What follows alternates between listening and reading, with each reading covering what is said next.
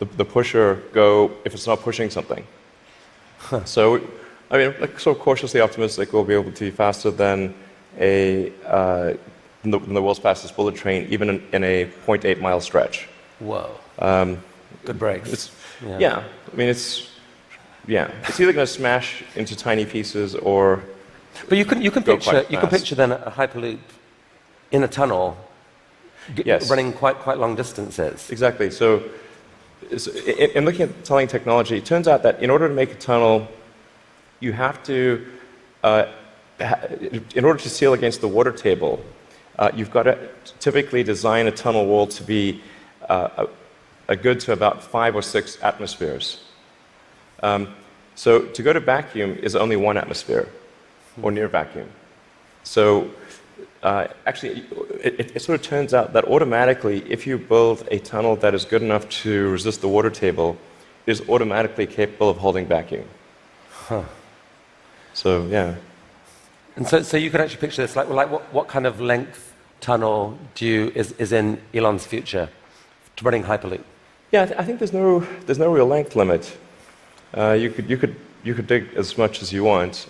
I think if you were to do something like a DC to New York Hyperloop, I think you'd probably want to go underground the entire way because it's a high density area. You're going under a lot of buildings and houses, and if you go deep enough, you cannot detect the tunnel. Sometimes people think, well, it's going to be pretty annoying to have a tunnel dug under my house. Like if that tunnel is dug more than about 3 or 4 tunnel diameters beneath your house, you will not be able to detect it being dug at all. In fact, like if you're able to detect the tunnel being dug, whatever device you're using, you can get a lot of money for that device from the Israeli military, who's trying to detect tunnels from Hamas, and from the U.S. Customs and Border Patrol that trying to detect drug tunnels. So the reality is that Earth is incredibly good at absorbing vibrations, and once the tunnel depth is below a certain level, it is undetectable. Maybe if you have a very sensitive seismic instrument, you might be able to detect it. So you've started a new company to do this called The Boring Company. Very nice, very funny. But what's funny about that? How much of your time is this? It's maybe 2 or 3%. You've called it a hobby. This is what an Elon Musk hobby looks like.